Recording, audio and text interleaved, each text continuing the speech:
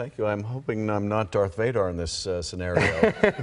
Exactly. Well, let's talk for a moment about your New York Times op-ed, which just came out today. Let's put it up on your screen. And it says, Democrats don't take the bait on impeachment. What's your main point?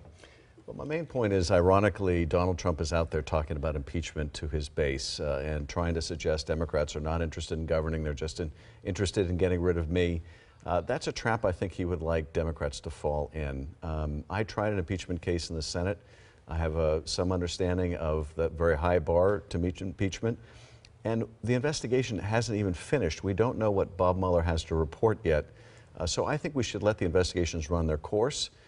And Democrats would be wise to be campaigning on what they're going to do to deliver for their constituents on the economy and jobs, on health care and things that really affect their immediate lives. So to local Democrats like Brad Sherman, Maxine Waters, and others who are pushing impeachment hard, you're saying stop it?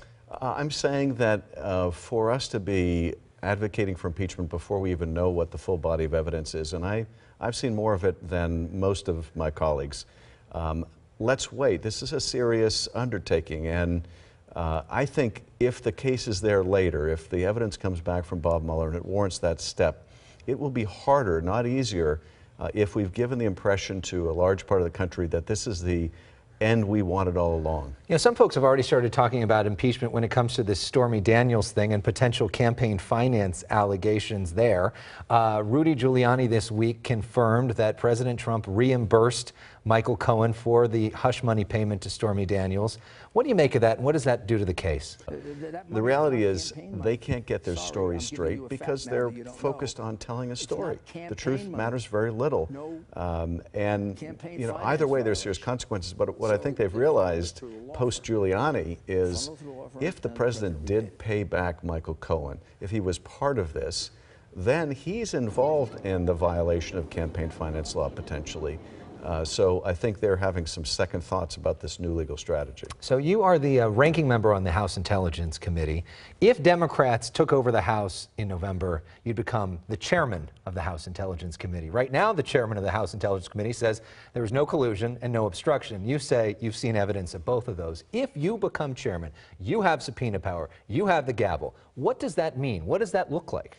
Well, the first thing that we would do is we would release all the transcripts of the interviews that we've done so far.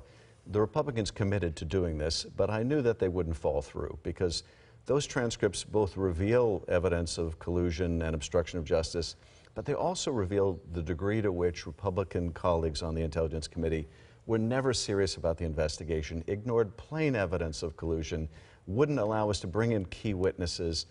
So that's the first step, and after that I think we look at what has Bob Mueller done, what is the state of the investigation thus far, and what work remains to be done. So for order that to happen, then Democrats need to take over.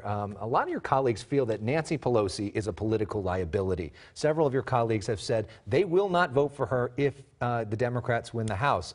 You have said that you would, that she should be Speaker, but why don't you think that she's a political liability?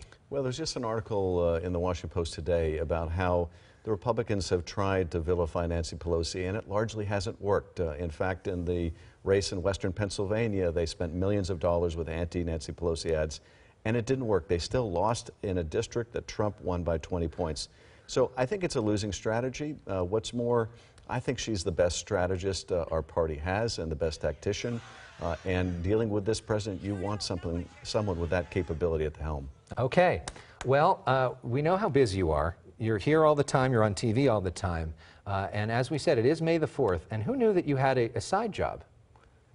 We've uncovered our investigative team. Check that out right there. That is Congressman Luke Skywalker. What's that about? Well, you know, I've been hiding out on this island for a long time, but I was discovered and I was drafted back into service. Okay, and a lot of Republicans out there will think that you actually are Darth Vader. Yes, I'm sure that's true.